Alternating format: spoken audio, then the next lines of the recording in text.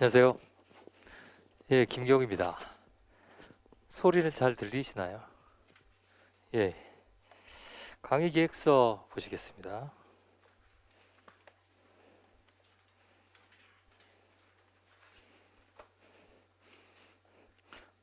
자, 오늘 필요한 거는 이 책하고 법전입니다. 예, 법전하고 책만 있으시면 돼요. 먼저 그 질문 하시는 그 전화번호 가르쳐 드릴게요. 아시는 분은 아시겠지만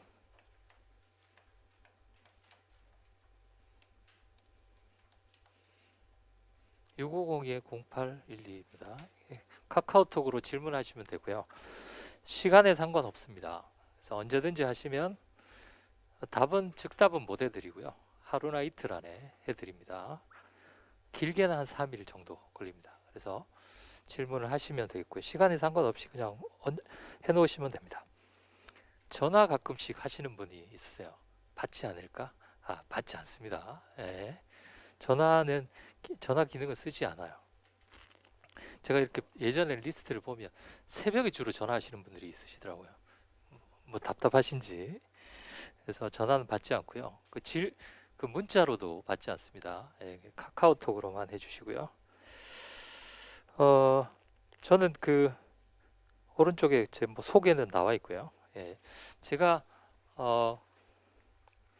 그 행정쟁송법, 고객노무사 행정쟁송법을 한 것은 11년 됐습니다. 11년 됐고요. 행정법 강의를 한 것은 18년 정도 됐습니다. 예. 그래서 그게 이제 중간에 제가 책을 한번 바꿨어요. 그래서 판형이 11판은 아니고요. 예. 예전에는 저희 지도 교수님하고 공저로 하다가 이제 이번에는 그 몇 년 후부터는 제가 이제 개인적으로 하고 있습니다. 거기 QR 코드가 2개 있는데요. 기초인문 특강은 다 들으셨죠? 이건 안 들으시면 안 됩니다. 들으셨다는 걸 전제로 저는 설명을 드리니까요. 왼쪽 거는 안 들으신 분들은 오늘 꼭 저녁에 들으시기 바랍니다. 그 다음에 오른쪽에 있는 것은 지금 들으시는 것이 아니고요. 앞으로 연기를 다 들으시거나 아니면 뭔가 내가 자신감이 좀 붙었다 이럴 때 한번 들으시면 약간 좌절하실 수도 있어요. 예, 어쨌든 그때 들으시는 겁니다. 지금 들으시면 안 되고요. 아시겠죠? 그래서 연기 중반 이후 아니면 마치고 나서 들으시면 될 겁니다. 여기에 해당되는 내용은 제가 수업 시간에 또 간단하게 설명을 해드려요. 그러니까 그 2가지 선택해서 들으시면 되겠고, 그 다음에 거기 순환별 특징은 1페이지에 거기 순환별 특징이 나오죠. 첫 번째 페이지에. 그래서 전체적으로 보통 설명회 하실 때 이 순환별 특징은 다 들으셨을 겁니다. 뭐 길게 설명드릴 건 없고요. 매일 시험을 본다 이렇게 알아두시면 되겠고, 2번째는 회차는 줄어들고 난이도는 올라간다고 생각하시면 됩니다. 아시겠죠? 회차는 줄어들고. 그래서 연기 1기 때는 저는 주로 평일반을 하고요. 그 다음에 2기 3기 때는 주말반을. 왜냐하면 연기 1기는 배우는 게 목적입니다. 여러분들이 배우시고 이해하고 이런 게 목적이고, 2기 3기는 시험을 보는 게 목적이에요. 그래서 저는 연기 1기에 제가 주말반을 추천하시는 분도 있으시겠습니다만은 제가 추천드리지 않는 이유는 해보시면 아실 거예요. 예를 들어서 오늘 하시고요. 한 3일 후쯤에 내가 첫날 뭘 배웠나 이렇게 한번 생각해 보세요. 그러면 가물가물 하실 거예요. 3일 후에요. 그럼 3주 후에는요. 내가 윗줄을 여기다 왜 그어놨지? 아무 생각도 안 납니다. 3주 후에는. 그럼 14회면 14주잖아요. 14주. 14주 한 4주 5주 되면 앞에 했던 거 하나도 기억이 안 나요. 법학은 몰아치기로 공부를 해야 됩니다. 아시겠죠? 물론 다른 과목은 잘 모르겠어요.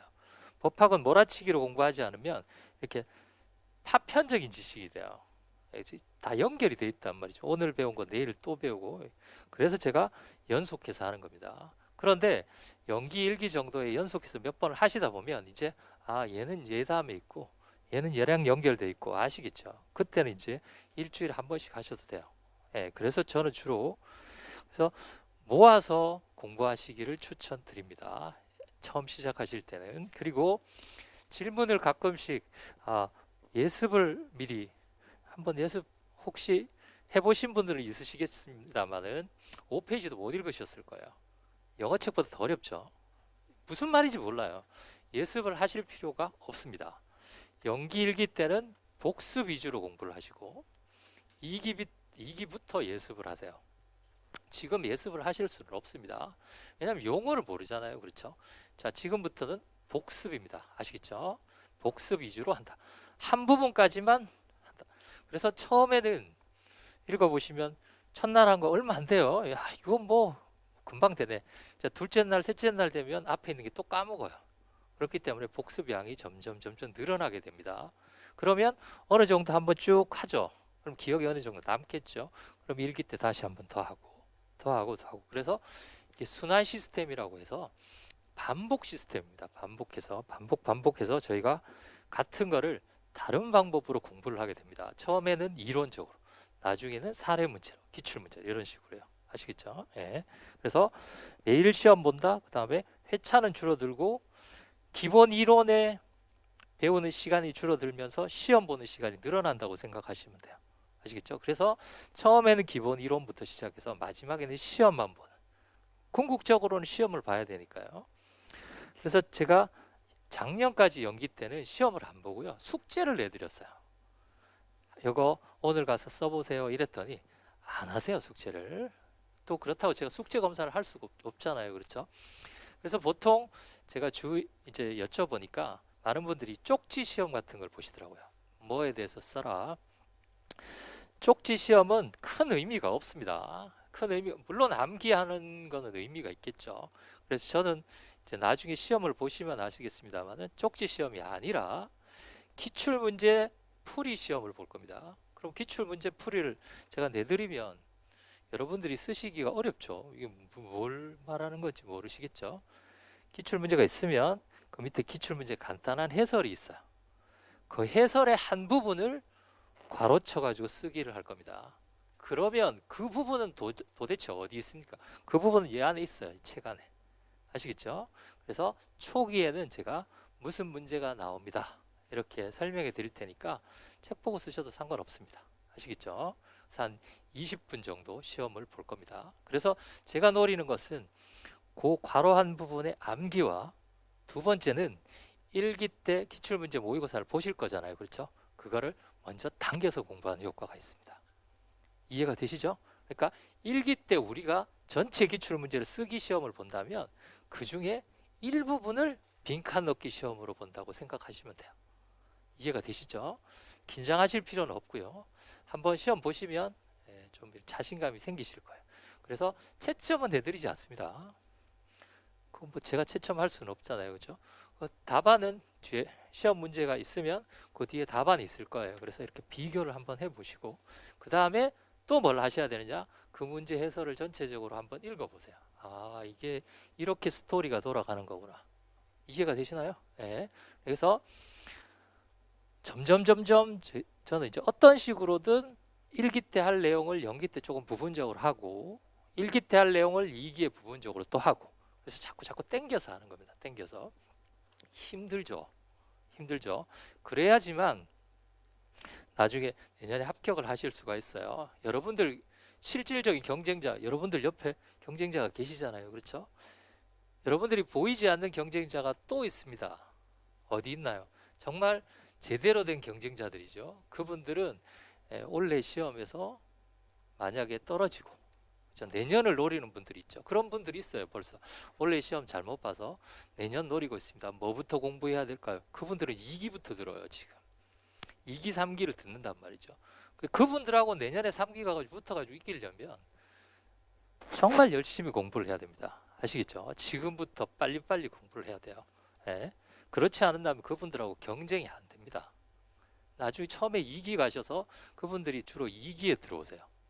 2기에 들어오시면 그분들하고 모의고사를 보시면 예를 들어 100점 만점이면 100점 만점에 여러분들이 50점이면 그분들은 95점씩 이렇게 맞아요. 도저히 인간이 어떻게 그렇게 쓰든가 그렇게 좌절하실 필요가 없다는 거예요. 계속 푸시하면 3기 말쯤 되면 나도 이렇게 쓸 수 있구나. 그렇게 제가 만들어 드릴 테니까요. 여러분들 포커스는 2기가 아닙니다. 2기에는 100% 실망합니다. 당연히 실망하죠. 2년, 3년 동안 공부하시고 벌써 2차 시험장에 2번 들어갔던 분들하고 나는 10개월 공부했는데 나는 똑같아야 되는데 이렇게 생각하시면 안 됩니다. 이해가 되시죠? 우리 목표는 3기 중후반이에요. 3기 중후반에 못 따라가면 어려워요. 그 시험은. 아시겠죠? 3기 중후반이 중요해요. 그러려면 0기부터 1기, 2기까지 확 밀어붙여야 됩니다. 그래야지만 3기 중후반에 그분들의 실력을 따라갈 수 있어요. 아시겠죠? 예. 너무 긴장하지 마시고요. 오늘은 첫날이니까. 예. 그렇게 할 거다. 예. 그래서 시험을 1기 때는 기출 모의고사로 30점, 그 다음에 50점, 100점 이렇게 볼 겁니다. 1기부터는 채점이 들어갑니다. 저만의 채점 시스템이 있어요. 그래서 채점 시스템에서 채점하고 제가 최고 답안 뽑고요. 최고 답안에 대해서 강평을 해드립니다. 이건 좋고 이건 안 좋다. 그러면 거기서 이제 본인 답안하고 비교해 보시면서 좋다는 거는 본인 답안에 쓰시고 안 좋다는 건 본인에서 빼고 이렇게 하시면 돼요. 아시겠죠? 지금은 기본 이론과 그 다음에 개념, 체계 잡기. 암기는 언제부터 시작하나요? 일찍 시작하면 좋죠. 그러나 지금부터 오늘 배우신 거 저녁 때 암기하시려고 그러면 내일까지 절대 못 외웁니다. 그럼 외웠다고 칩시다. 그 다음날 되면 다 까먹어요. 어차피. 암기는 제가 말씀드리는 것만 암기하세요. 아시겠죠? 요거는 암기하셔야 됩니다 하면 그것만 암기하시면 돼요. 그리고 기본 이론을, 그러니까 기본 개념을 잘 이해를 하시는 게 중요해요. 왜냐하면 그게 흐트러져 버리면 나중에 가서 문제를 약간만 저렇게 돼도 그렇죠. 잘 이해를 못 한단 말이죠. 아시겠죠? 기본 이론, 그 다음에 제가 말씀드리는 거 암기, 그 다음에 제가 빈칸 넣기 시험 보면 그건 중요한 부분이에요. 그 답은 어디 있나요? 책에 있습니다. 아시겠죠? 예를 들어서 특정한 테마가 나옵니다. 그러면 특정한 테마에 대해서 이렇게 읽어보시고 도저히 못 외우겠다. 책 보고 쓰셔도 돼요. 책 보고 쓰셔도 됩니다. 지금도 그렇고 1기 때도 책 보고 쓰셔도 됩니다. 어떻게 책 서너 번 보고 그거 어떻게 다 암기합니까? 저도 몰라요. 아시겠죠? 서너 번 보면. 그러니까 그렇게 하시면 되겠다.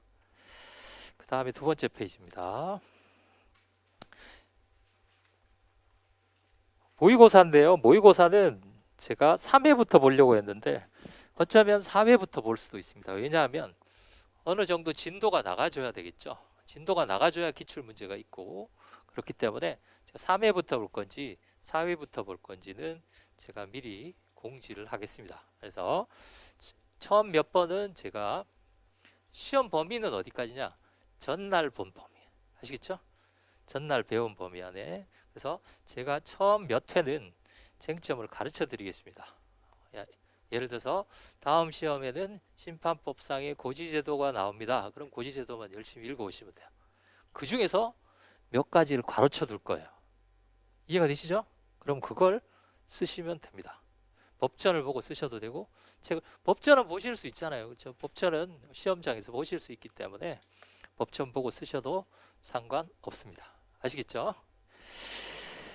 그 다음에 교재는 이 책이고요. 종전판 가지고 계신 분들은 거기에 나와 있는 추록, 추록 그 다음 노무사 카페에 보면 파일로 올라가 있습니다. 아마 학원 홈페이지에도 올라가 있을 거예요. 그래서 그거 넣으시려면 넣으셔서 들으시면 됩니다. 강의 특징은 뭐 연기, 1기 이런 거 많이 들어보셨죠? 3기까지 있고 있으니까 결국 수단이다. 그러면 이런 거 어떻게 만들었습니까? 이거는 한 20년이 넘었어요. 한 30년 정도 된 신림동의 고유한 시스템입니다. 이미 검증된 시스템이에요. 아시겠죠? 그래서 요거를 따라가면 된다라고 알아두시면 되겠어요. 그래서 뭐 다음엔 뭐 할 거다, 다음엔 뭐 할 거다라고 생각하지 마시고 난 지금 연기에 있으니까 연기 공부하는 것만 내가 할 거다. 라고 생각하시면 됩니다. 그럼 1기 가면 선생님들이 또 1기엔 이렇게 하세요 라고 하니까요. 그럼 그대로 또 가시면 돼요. 아시겠죠? 너무 어렵게 생각하지 마시고 이거 다음엔 뭐 해야 되니까 내가 먼저 해야지. 뭐 먼저 하는 것도 상관없습니다. 상관없지만 중요한 거는 거기에 그 시기에 맞도록 공부하시는 것이 중요해요. 목표는 기본 이론의 정확한 이해가 가장 큰 목표입니다. 물론 암기도 필요하죠. 암기도 필요하지만 기본 이론을 정확하게 아시는 것이 좋다. 그 다음에 빈칸 모의고사 볼 겁니다. 그 다음에 세 번째는 여러분들이 제가 책이 다른 분들은 많이 두껍다고 하시는데 자 볼까요? 이번에 완전 또 양을 줄였어요. 책 내용을 줄인 건 아니고 기출문제 해설을 줄였습니다. 저희는 오늘 92페이지부터 합니다. 원래 시험 범위 92페이지부터입니다. 우리가 쟁송법이니까 심판소송이라 그랬죠. 기본 개념. 그럼 92페이지부터 할 거예요. 그래서 페이지가 367페이지까지 있으니까 100페이지 빼면 260페이지, 70페이지 정도 되죠. 270페이지인데 그 중에서 기출문제 해설이 100페이지가량 들어가 있습니다. 그럼 몇 페이지인가요?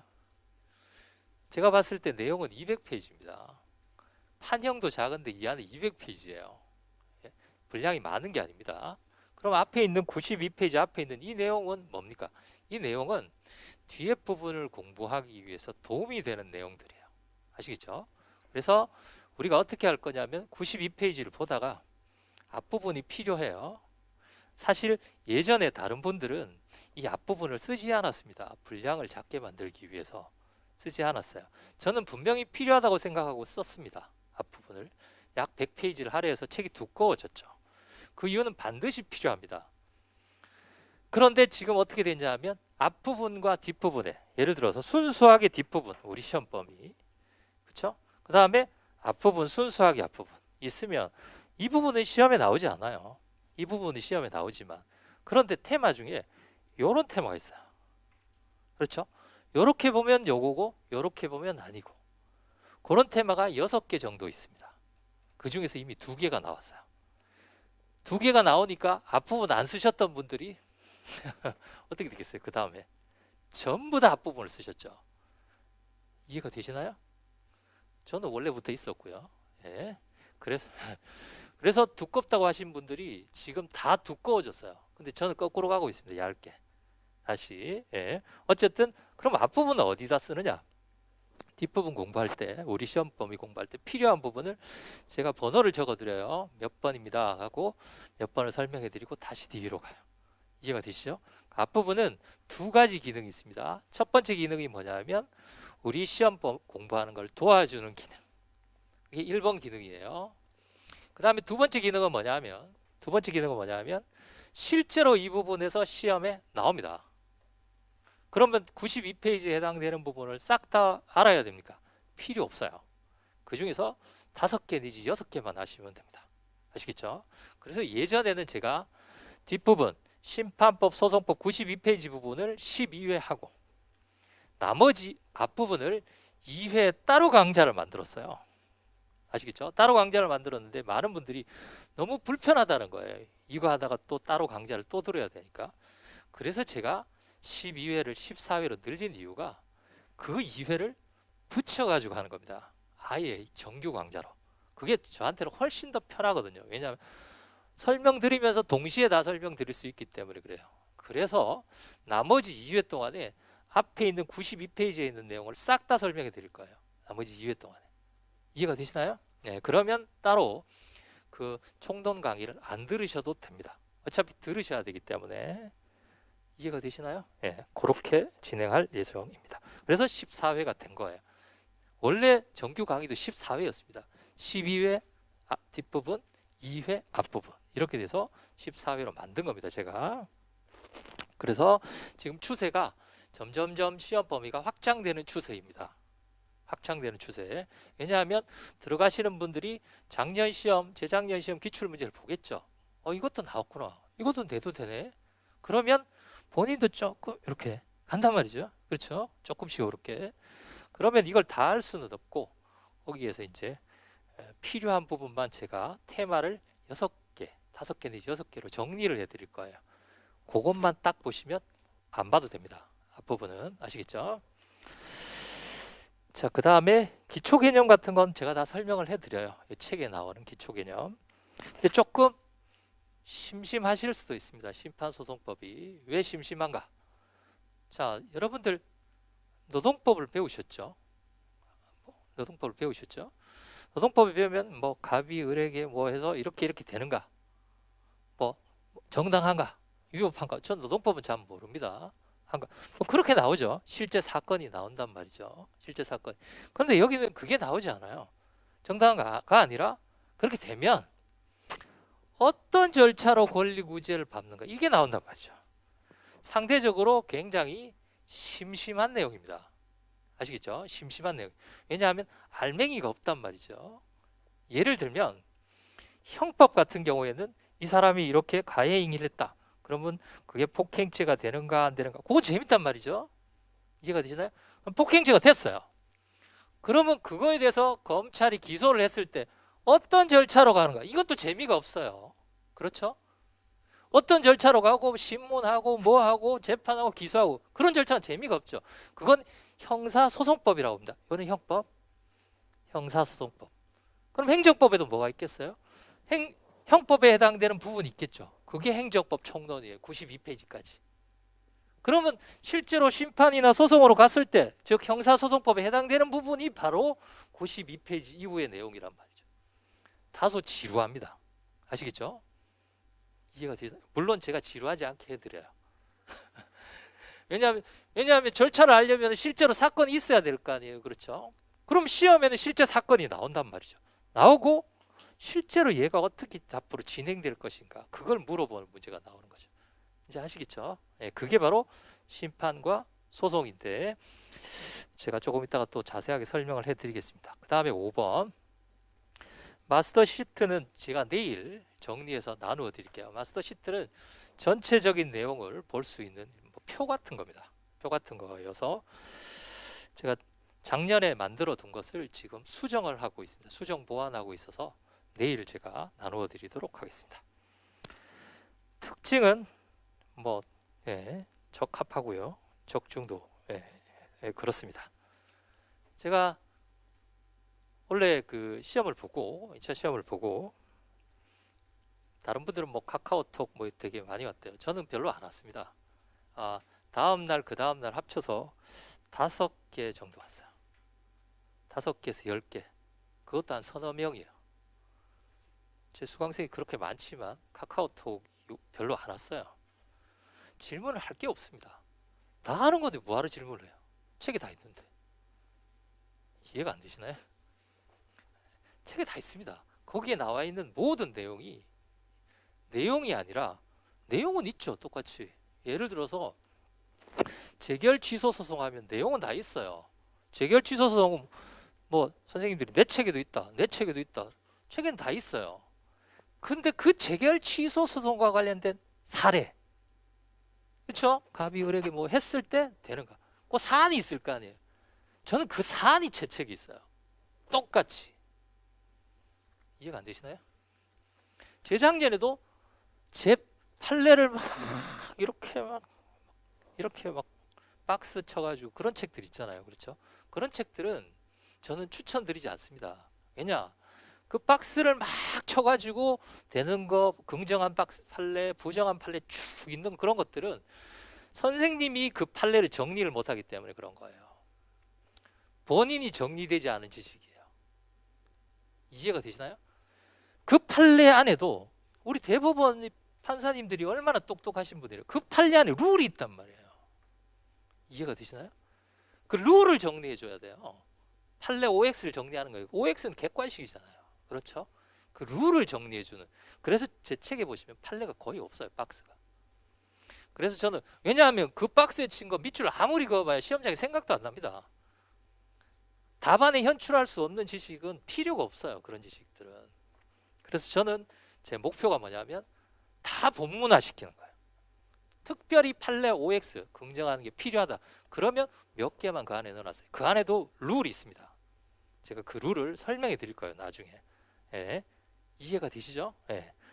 그렇게 공부를 하셔야 돼요. 뭐 OX 이건 맞다, 이건 틀렸다, 이건 맞다, 틀렸다가 아니라 왜 맞는지, 왜 틀리는지 그걸 설명해 낼 수 있어야 됩니다. 그건 제가 차분차분히 설명을 해 드릴게요.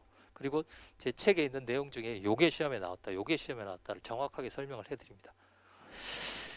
그 다음에 순환별 특징은 제가 말씀드렸습니다. 연기 1기 때는 평일 할 거고요. 그 다음에 2기 3기 때는 주말반으로 할 겁니다. 그래서 2기가 9회이죠. 2기가 9회인데 2기 중간에 저희가 1차 시험을 보게 됩니다.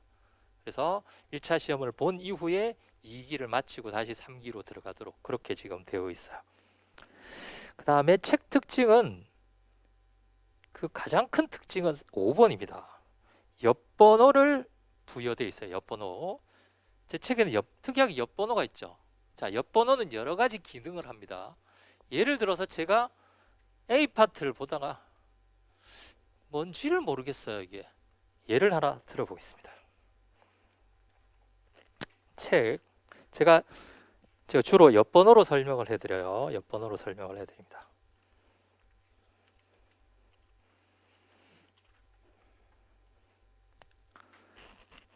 133페이지에 831번 보세요. 옆번호.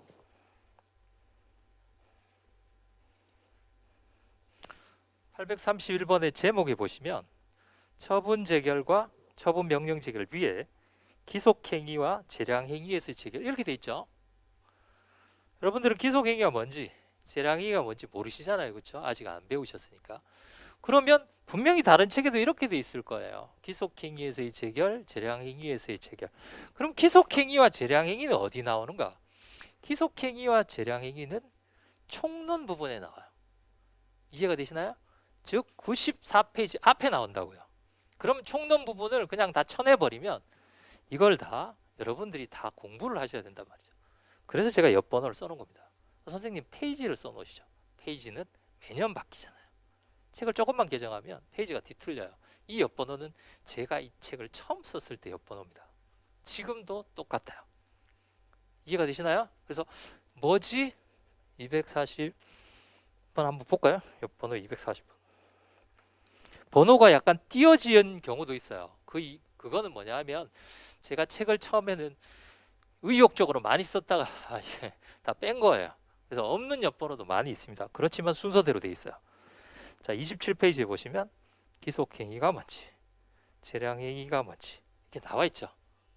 이해가 되시나요? 그게 옆번호의 위력입니다. 이런 거 보신 적 없으시죠?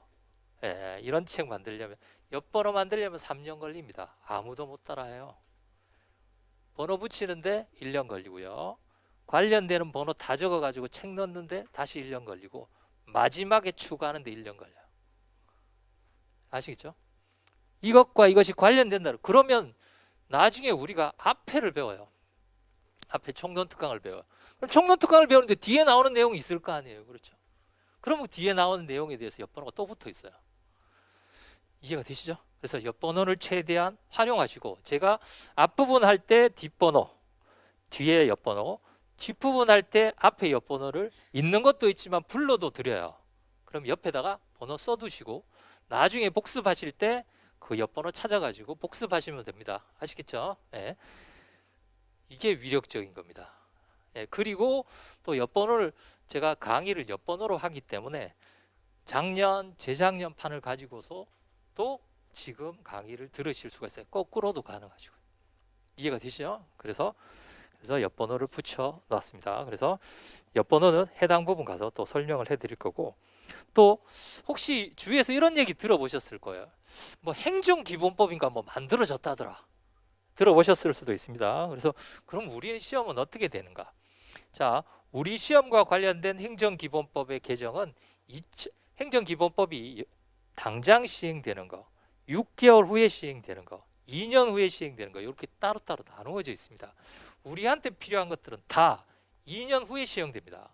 그러니까 23년에 시행돼요. 그럼 뭐 배울 필요가 선생님 없지 않습니까? 우리가 뭐 23년까지 공부해야 됩니까? 22년에 끝내야죠. 그렇죠. 그러나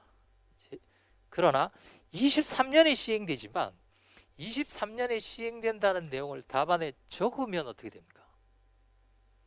감점이에요? 가점이에요? 당연히 그건 가점 사항이죠. 내년에 아주 중요한 이 조문이 새로 들어가게 될 것이다. 그러면 그 내용을 어느 정도는 아는 것이 좋단 말이죠. 그런 것이 한 서너 개 정도 돼요. 그것도 여기 들어가 있습니다. 예를 들면 98페이지에 98페이지가 아니라 96페이지에 옆번호 706A에 이번에 넣었어요. 이의신청에 대한 행정기본법의 내용 시행일 옆에 나와 있죠. 찾으셨나요? 이거 설명해 드립니다. 아시겠죠? 설명해 드리면 이의신청에 관한 것이 워낙 중요하기 때문에 사실 저는 원래 나올 줄 알았어요. 작년에 나왔기 때문에요. 원래는 안 나왔더라고요. 내년에는 유력합니다. 그 앞에 보시면 94페이지에 19년도에 나왔죠. 20년도에 나왔죠. 20년도에 나왔기 때문에 21년 건너뛰고 22년 좋잖아요. 선생님 23년부터 시행되는데 23년이 더 중요하지 않습니까? 아니죠. 23년에 이의신청이라는 제도가 입법화되면 논의가 되던 학문적인 논의는 다 필요가 없어져요. 이해가 되시나요? 법이 만들어지면 학설의 대립 이런 게 없어진단 말이죠. 그래서 안 중요해집니다. 이해가 되시나요? 지금 논란이 되기 때문에 중요한 거예요. 논란이 되기 때문에. 그래서 22년도에도 이의신청은 굉장히 중요하다. 왜냐 23년에 되는 순간 이 논의 자체는 다시 바꿔야 돼요.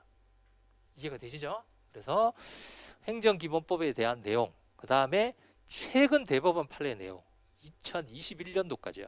싹 다 집어넣어놨어요. 아시겠죠? 왜냐하면 최신 판례는 잘 안 나오지만 이제까지 안 나왔다고 해서 앞으로도 안 나오려는 보장이 없습니다. 작년까지 기출문제 출력에서 보시면은 한 페이지였어요. 한 페이지의 문제였습니다. 재작년에도 한 페이지였어요. 그 전년도에도 한 페이지였습니다. 그런데 나중에 심심하시면요. 한번 뽑아보세요. 다 한 페이지인데 뭐라고 그러나요? 위아래 간격이 막 이렇게 돼요. 여백이 없을 정도로 빡빡해진다는 거죠. 작년 문제를 한 페이지인데 한번 뽑아보세요. 정말 여백이 없습니다. 그래서 제가 그랬죠. 내년에는 2페이지로 늘어난다. 2페이지로 늘어나면 분명히 문제는 길어지고 참조 전문도 길어질 거다. 제가 작년에 수도 없이 얘기했어요. 원래 딱 2페이지로 나왔잖아요. 제가 얼마나 기분 좋았는데요. 그럴 수밖에 없잖아요. 그렇죠? 편집하는데도 한계가 있죠. 그렇죠? 늘어나요. 늘어나면 여백이 많아지죠. 그러면은 문제가 길어지고 참조 조문을 많이 줘서 굉장히 문제를 읽는데 시간을 많이 들게 만드는 거예요. 시간을 많이 들게 만들려면 긴 문제를 많이 풀어봐야 돼요. 긴 문제를 많이 풀어보고 쓰는 속도가 빨라야 됩니다.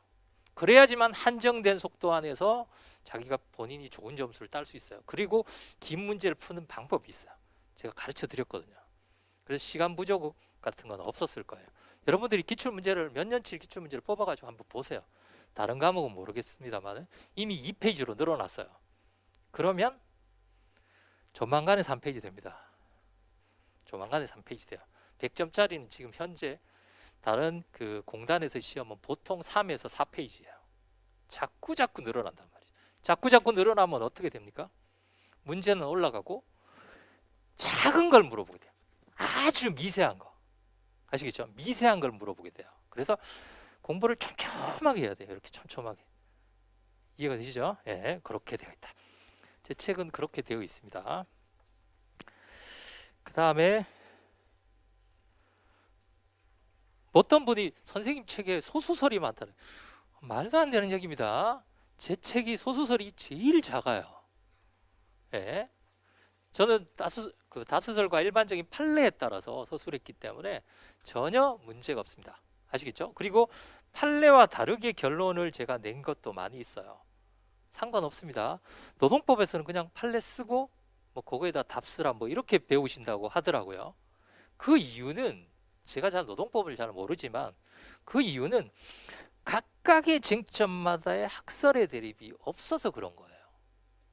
각각의 쟁점마다 학설의 대립이 없기 때문에 그냥 판례만 있기 때문에 판례 결론만 쓰는 겁니다.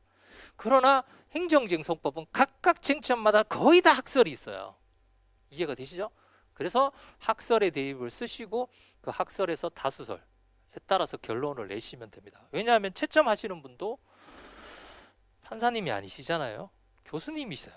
그러니까 전혀 문제가 없습니다. 아시겠죠? 그러니까 꼭 판례에 따라서 나는 결론을 내야 된다. 그런 생각은 하실 필요가 없다. 이해가 되시죠? 노동법하고는 좀 달라요. 법마다 약간씩 다르기 때문에. 그 다음에 강의 준비는 제가 말씀드린 인문특강 듣고 오시면 되겠고요. 강의 진도는 여기에 나와 있지만 사실 이 진도대로 딱딱 나가기는 어렵습니다. 네, 그래서 가능하면 복습을 하시기 바라고 시험은 3회 내지 4회부터 진도를 보고 하도록 그렇게 하겠습니다. 자, 이제 책 보시죠. 네. 책은 행정심판법이라는 부분, 거기에 간지 있는 부분부터 봅니다.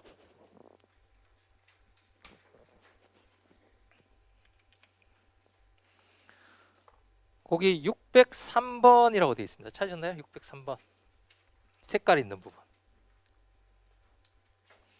자, 우리의 시험 범위는 행정쟁송법이라고 그랬죠. 자, 거기 보겠습니다. 그럼 행정쟁송이 뭐냐?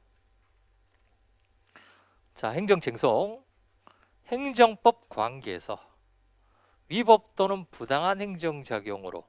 자, 위법은, 부당은 나중에 설명해 드릴게요. 위법이 뭔가요? 법 위반이라고 그랬죠. 자, 법 위반했을 때 권리나 이익을 침해당한 자가 일정한 국가기관에다가 위법 부당이 시정하도록 요구하는 제도를 말한다. 그럼 그 국가기관에는 무엇이 있는가? 자, 행정청의 행위 중에 가장 대표적인 게 뭐라 그랬죠? 행정 행위 또는 다른 말로 뭐라 그랬죠? 처분. 아시겠죠? 그래서 처분이 가장 대표적이기 때문에 앞으로도 다 처분으로 설명을 해 드립니다. 처분이 구체적으로 뭔지는 모르지만 대충 아시겠죠? 아시겠죠? 우월한 지휘사는 일방적 행위들을 말합니다. 자, 행정청이 갑에게 처분을 합니다. 근데 얘가 위법하거나 부당해요. 위법하거나 부당해서 그것에 불복하는 방법을 말하는데, 첫 번째는 이 행정청의 감독청, 아시겠죠? 감독청 소속 행정심판위원회에다가 불복하는 방법이 있고, 이거를 거기 보시면 행정쟁송에는 행정법상의 분쟁을 행정기관이, 이것도 행정기관이죠. 자, 사법부, 행정부, 입법부 있습니다. 이게 행정부예요. 아시겠죠? 행정기관 안에 하는 것, 이걸 뭐라고 한다? 심판이라고 하고, 두 번째는 다른 기관에다 불복하는 것, 즉 법원에다 불복하는 것, 이거를 행정소송이라고 합니다. 아시겠죠? 행정심판, 행정소송. 자, 그러면 행정심판과 행정소송이 있는데 이들의 특징을 한번 보겠습니다. 특징. 자, 우리가 뭐 삼권 분립 이런 거 들어보셨죠? 그럼 행정부 안에서 행정청의 행위에 대해서 감독청이 불복하는 거예요. 그러면 이건 내부인가요? 외부인가요? 그렇죠. 내부적인 통제. 내부적인 통제. 그 다음에 두 번째는 외부적인 통제. 자, 행정청이 처분을 했을 때 안에서 통제하는 방법과 그 다음에 바깥에서 통제하는 법. 그럼 통제하는 법이 또 하나 더 있을 수 있죠. 자, 사법부, 행정부, 여기 하나가 뭐 있나요? 입법부. 자, 법이 통제를 하는 방법도 있습니다. 아시겠죠? 입법부가 하는 방법도 있겠죠.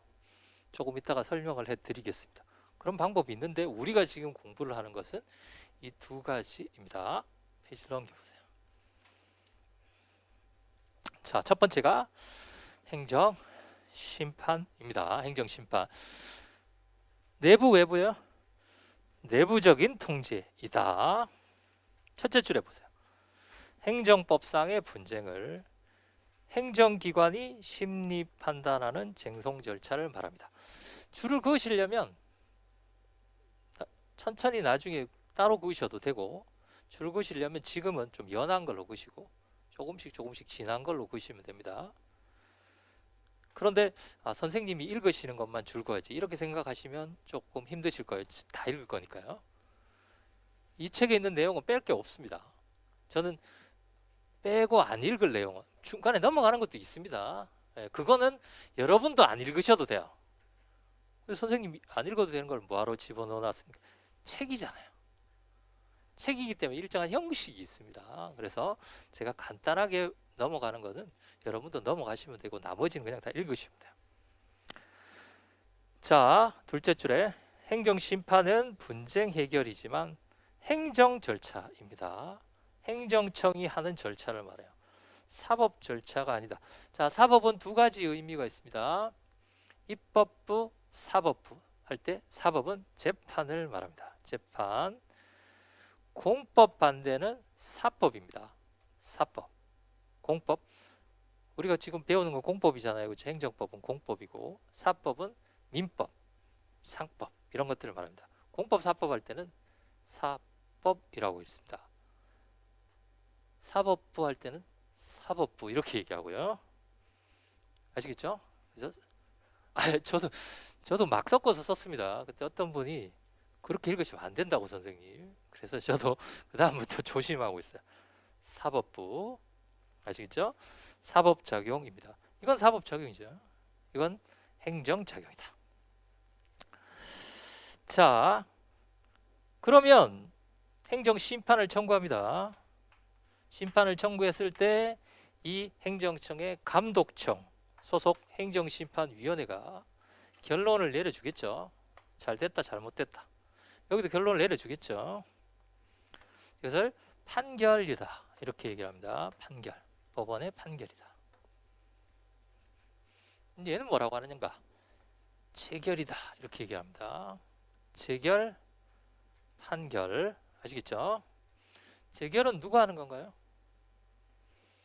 감독청도 행정기관입니다. 아시겠죠? 이 사람도 행정기관이지만 이 사람도 행정기관이에요. 이해가 되시나요? 둘 다 행정기관이 하는 행위다. 이렇게 알아두시면 되겠습니다. 그리고 넷째 줄에 행정행위의 성질을 가집니다. 행정행위. 자, 제가 기본 개념 시간에 설명해 드렸어요.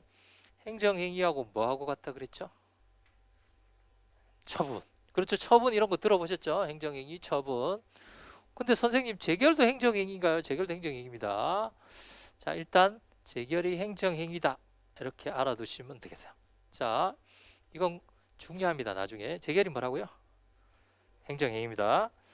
자, 행정행위가 처분인가? 이건 논란이 있어요.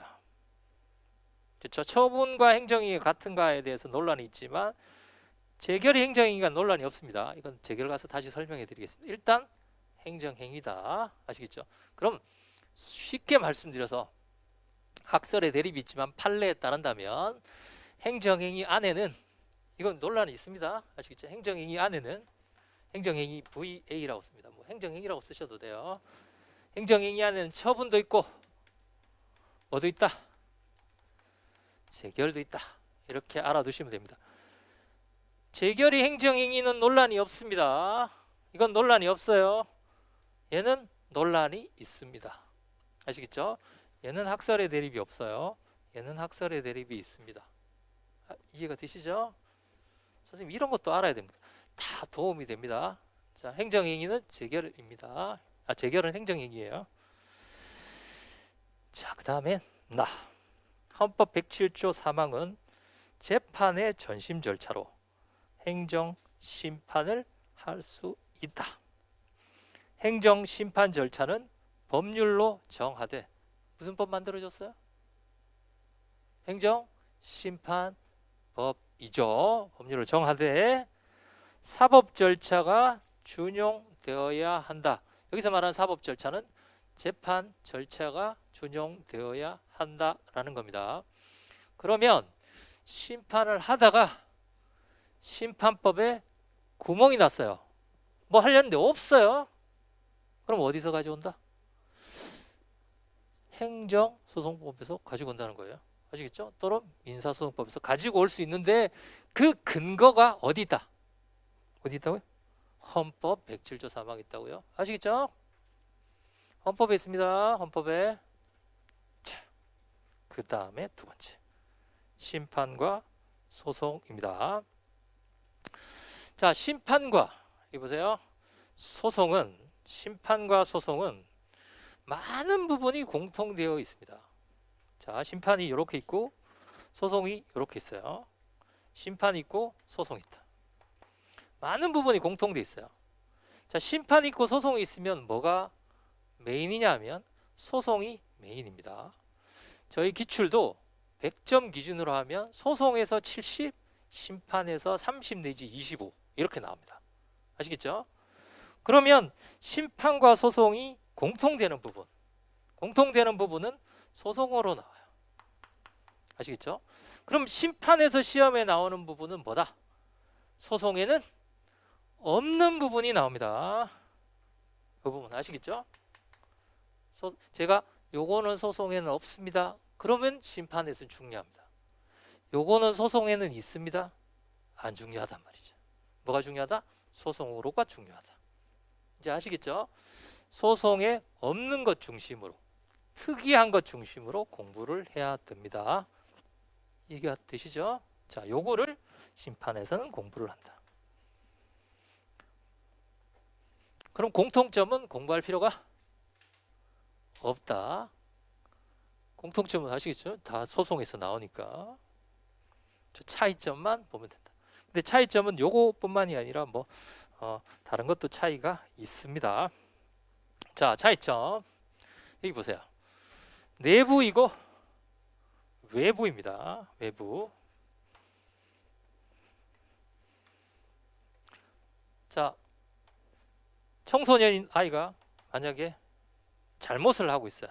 잘못을 하고 있는데 잘못을 하고 있어요. 그 잘못하는 부분에 대해서 이 형, 친형, 옆집 형 이해가 안 되시나요? 누가 더 세게 야단칠 수 있어요? 친형이죠. 옆집 형이 더 야단치면 친형이 왜?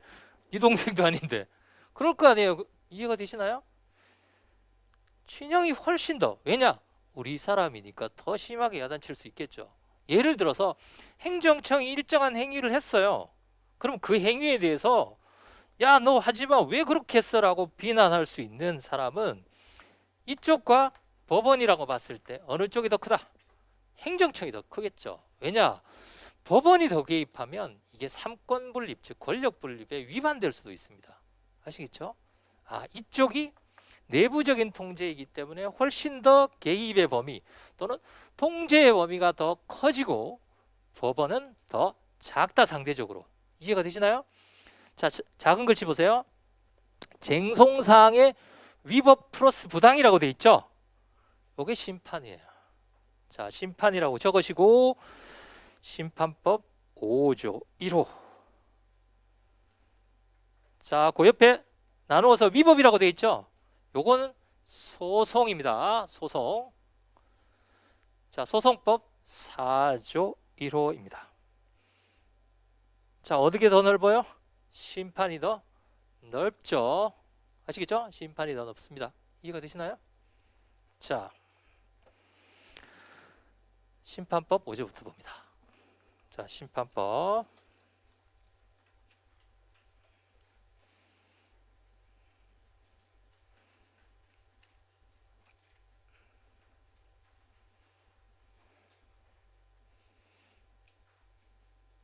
찾으셨나요? 자, 저희가 제일 많이 볼 게 소송법이고 그다음이 심판법입니다. 그래서 거기 아예 그냥 이렇게 붙여 놓으세요. 얼른 찾으시게. 자, 심판법 5조에 보시면 행정, 심판의 종류는 다음과 같다. 1호, 1점 되는 건 호라고 부릅니다. 행정청의 위법 또는 부당한, 자, 부당이죠. 위법 또는 부당한 처분을 취소 변경하는 행정심판이라고 되어 있습니다. 자, 그럼 위법과 부당의 차이는 무엇인가? 자, 위법은 뭐 위반이라 그랬죠? 법 위반이라 그랬습니다. 법 위반. 위법의 반대는 적법이죠. 법 위반이 없는 겁니다. 아시겠죠? 적법 안에는 뭐가 있는가? 정당도 있고 부당도 있습니다. 정당하다, 부당하다. 그럼 이거는 법 위반인지로 알겠는데 이건 뭐냐? 부당은 뭐냐면 합리적이지 않은 판단. 아시겠죠? 합리성. 예를 들어서 요거하고 선택지가 있는데 요게 더 경제적이에요. 아시겠죠? 근데 요걸 선택했어요. 경제적이지 않은 것을. 합리적이지 않은 판단이지만 법 위반은 아닙니다. 다시 말씀드리면 비합리적인 판단이지만 법 위반에 이르지 않은 상태. 선생님 그것도 구별해야 됩니까?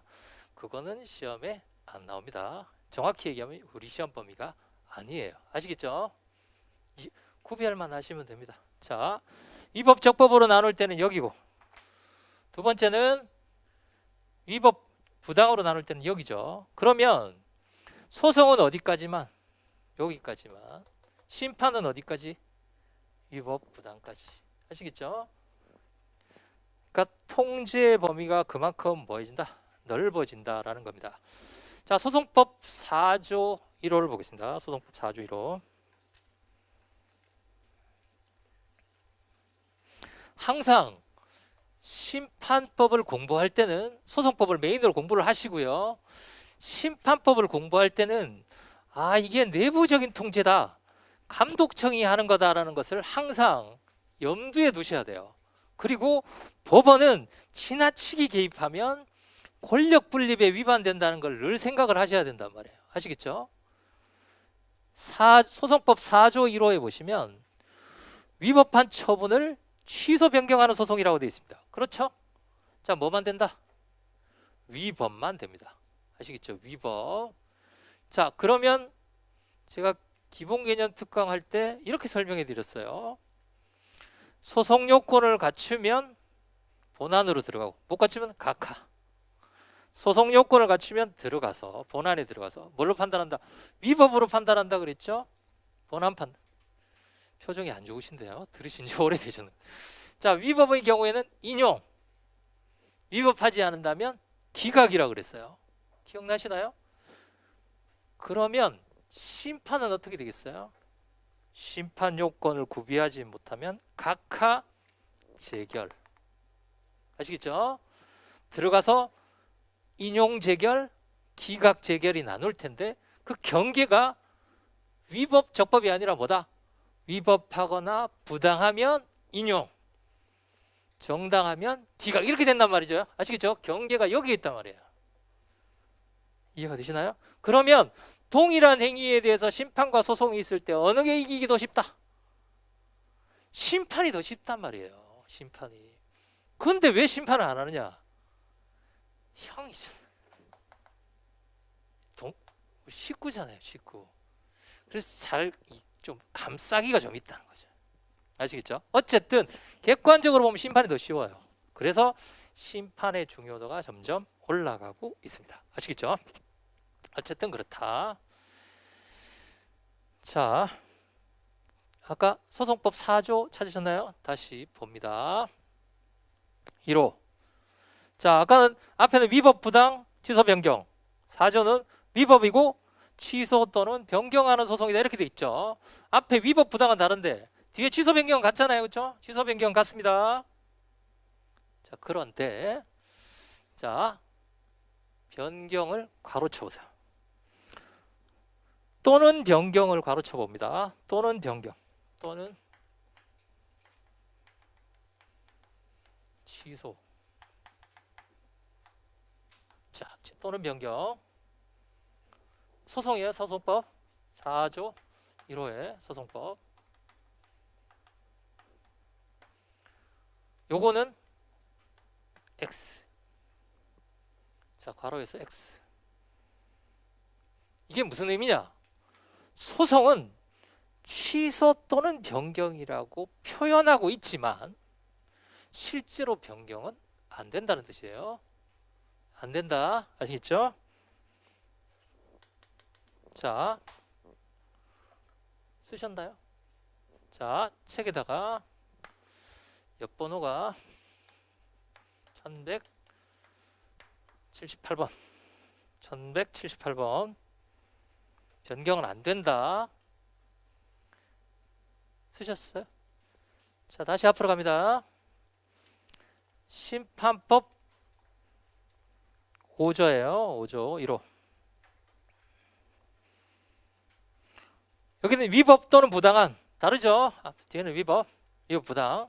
여기는 취소하거나 변경하는. 요거는 됩니다.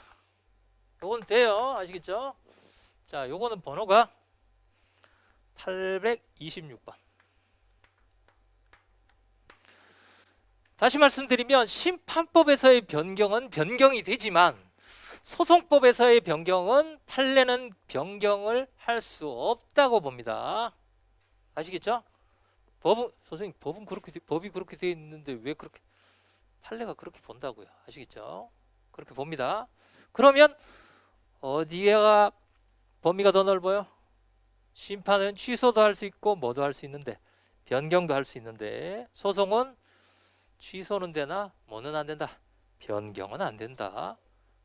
그러면 심판에는 변경이 있는데 소송에는 변경이 없는 거죠. 그럼 중요하겠어요? 안 중요하겠어요? 중요하죠. 이해가 되시나요? 자, 그러면 책에서 1178번을 잠깐 찾아봅시다.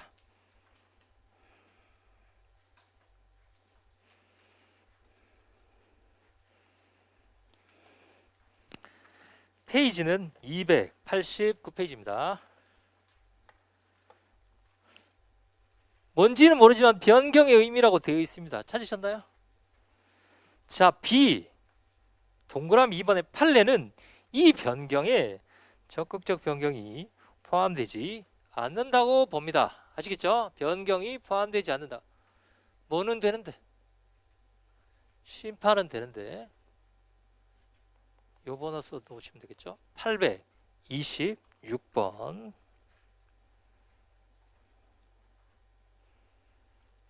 써두시고 다음에 또 볼 겁니다. 826번으로 가세요. 취소 심판의 경우에 826번에 다 해보세요.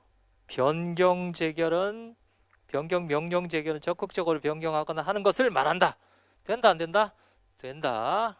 일단 그걸 알아두시기 바랍니다. 심판은 변경이 된다. 뭐는 안 된다? 소송은 변경이 안 된다. 아시겠죠?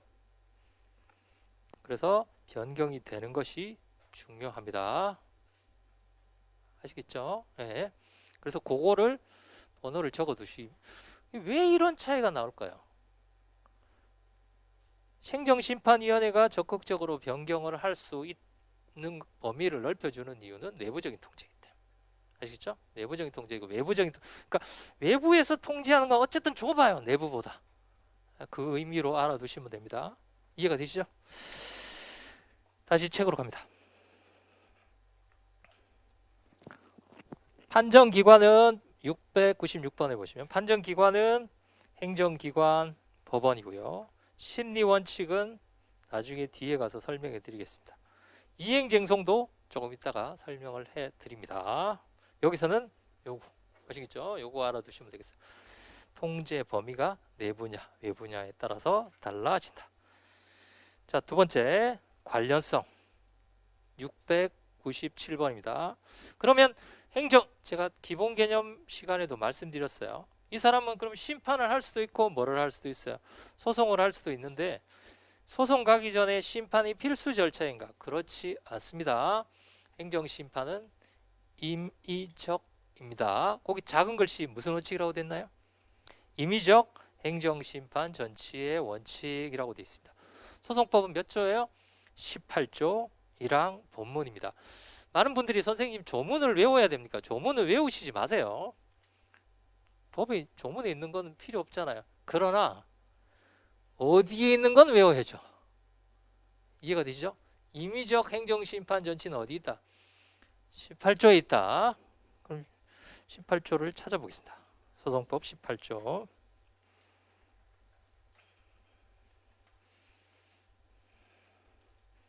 (1항) 취소소송은 행정심판과의 관계입니다. 제목이 취소소송은 법령의 규정에 의해서 처분에 대한 행정심판을 제기할 수 있는 경우에도 이를 거치지 아니하고 제기할 수 있다. 이걸 본문이라고 하고 뒤에는 단서라고 합니다. 거치지 아니하고 제기할 수 있으니 뭐다?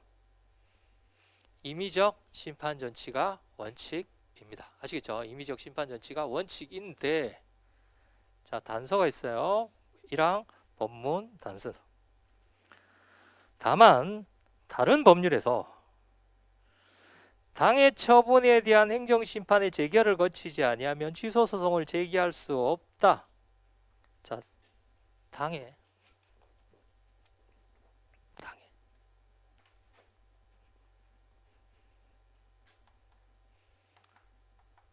처분에 대한 거치지 아니하면 제기할 수 없다는 규정이, 자, 여기다 이렇게 다운표를 해보세요. 예전에는 이 법이 오래됐습니다. 이 법이 개정된 지가 1985년도예요. 요즘은 해당이라고 합니다. 그 해당. 근데 그때는 예전에 당이라고 불렀어요. 당이랑 해당이랑 같은 말입니다.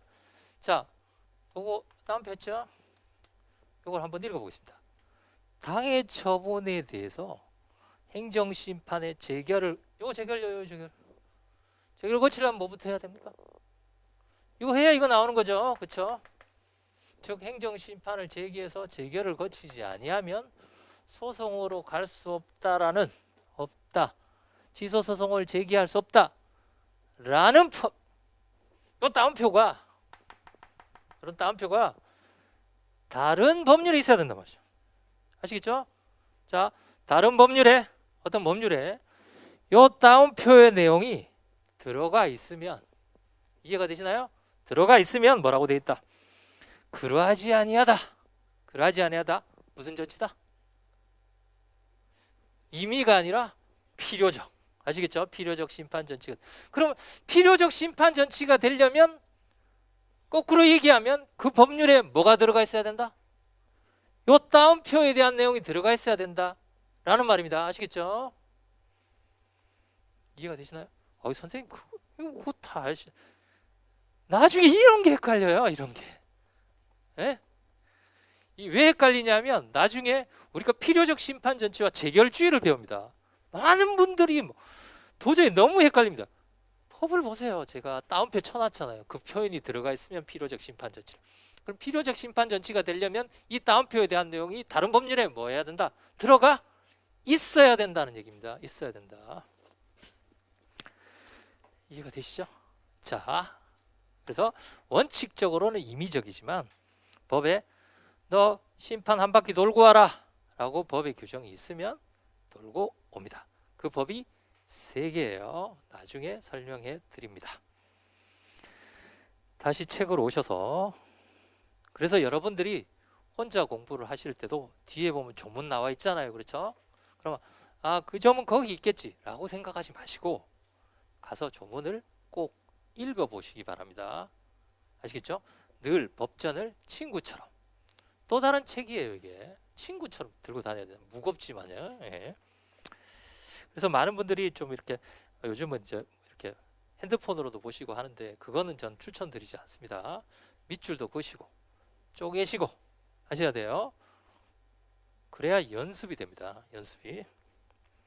그 다음에 로마주 3번. 고충 민원 처리 제도라는 제도가 있습니다. 자, 부패방지법에 보면 고충 민원이란 둘째주로 위법, 부당하거나 소극적 처분 및 불리한 제도로 불편을 주면은 민원을 청구할 수 있습니다. 그냥 강제력이 없이 약간 하소연하는 거예요. 자, 그래서 양자의 관계, 고충 민원 신청은 행정심판 청구가 아닙니다. 아니면 중요해요, 안 중요해요? 안 중요하다. 예. 안 중요한 건 제가 이렇게 아시겠죠? 저거는 안 중요한 거구나. 그냥 그런 제도가 있다라고 알아두시면 되겠습니다. 그다음 제2절 행정심판의 종류입니다. 요거는 10분 쉬었다가 하겠습니다.